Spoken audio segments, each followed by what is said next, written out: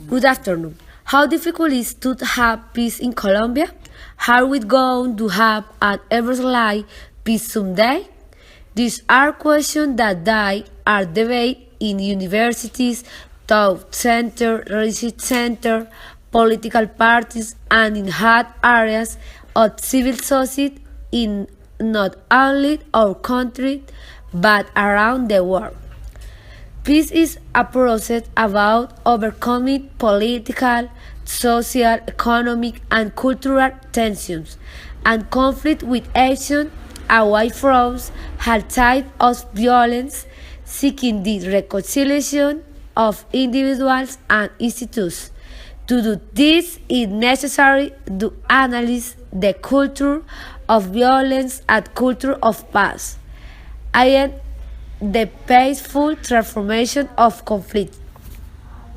In Colombia, peace is understood as the termination of an over 50 years armed conflict, reparation to victims, punishment of those responsible for atrocious crimes, reduction of social inequality and economic development. This being protected by a series of norms and laws that signed several years ago.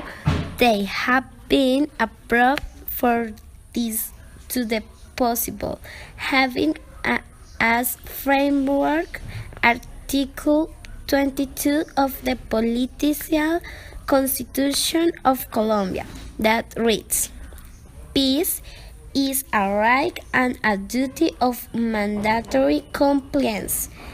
To achieve this, it should be necessary to implement, among other strategies, a lectureship for peace and a change in the education system to implement pedagogical programs for teaching the culture of peace.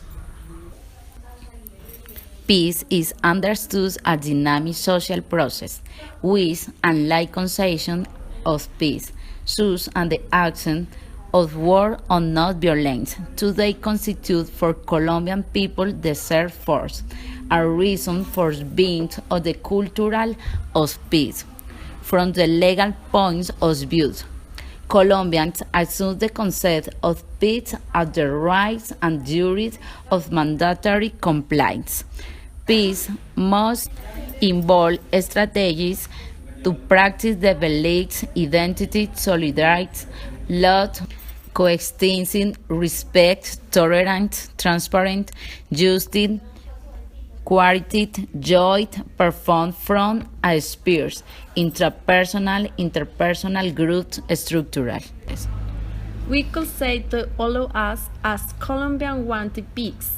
What happened is that when complaining and reflecting on the way in which the exit on and after on the conflict as the far in being negotiated, it marks the difference between the ones who accept that the terrorists are giving everything they ask and those who demand that they must take responsibility for the damage they have caused to the country for over 20 years.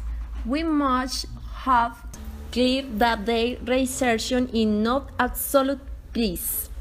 It is just a kind of relief, taking into account that these terrorists never had a revolution orientation but economic purpose, but it assuredly in a gain for the nation and the country, which is the bed of those who dreams of certain relative peace. The conflict will continue with other actors, so we cannot delight in illusions. The crimes against humanity cannot remain in impunity. The reparation of the victims cannot be jokes and mere illusions, and the non-reparation could not only be rhetoric. The FARC must assume the responsibility with the compromise in the service. state cannot turn everything into an enveloping speech and believes that the nation must forget everything and that the state must reparate everything. They have the obligation to ask for public forgiveness, which is a moral act and the way to demonstrate some repentance. They must give the resources to repay the victims and submit to justice. That is the least they have to do. Note that the agreements we reached in the last votation for the plebiscite. We cannot place our trust in them until a new agreement with more fair conditions is established.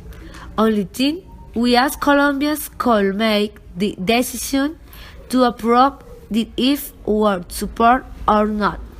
Thank you of listening.